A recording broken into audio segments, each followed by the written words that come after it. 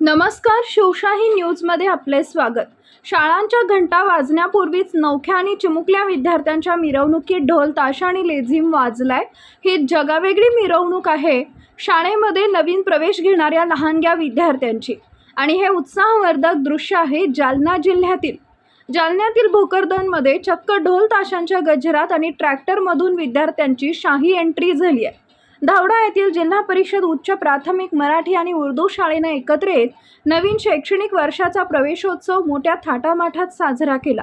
फुलांनी आणि फुग्यांनी सजवलेल्या ट्रॅक्टरमध्ये बसून जेव्हा पहिलीचे चिमुकले गावातून निघाले तेव्हा संपूर्ण गावकऱ्यांच्या नजरा या रॅलीवर खिळल्या होत्या। या रॅलीत केवळ विद्यार्थीच नव्हे तर लेझीम पथक आणि पालकही उत्साहाने सहभागी झाले होते। शाळेत पोहोचताच विद्यार्थ्यांचे आणि पालकांचे विशेष स्वागत करण्यात आले।